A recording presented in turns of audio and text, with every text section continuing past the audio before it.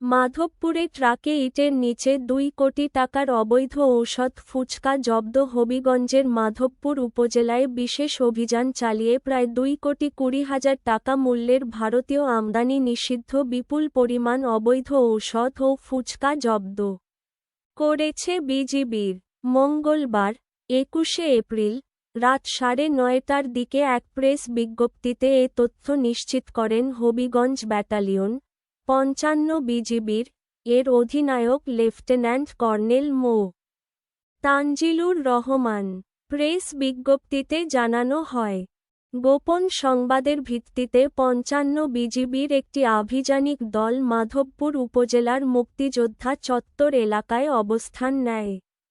দুপুর ১২টার দিকে একটি সন্দেহভাজন ট্রাককে থামিয়ে তল্লাশি চালানো হয়। তল্লাশিকালে ট্রাকটির ইটের নিচে বস্তার ভেতরে অত্যন্ত কৌশলে লুকিয়ে রাখা বিপুল পরিমাণ ভারতীয় বিভিন্ন প্রকার আমদানি নিষিদ্ধ অবৈধ ঔষধ ও ফুচকা উদ্ধার করা হয়। পাচারের উদ্দেশ্যে আনা এসব পণ্য তাৎক্ষণিকভাবে জব্দ করা হয়। জব্দকৃত মালামালের সিজার মূল্য আনুমানিক ২,২০,০০,০০০ টাকা।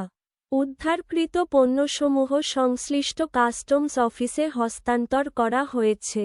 বিজিবিআরও জানায়, সীমান্ত সুরক্ষা ও চোরাচালান প্রতিরোধে তাদের অভিযান অব্যাহত থাকবে।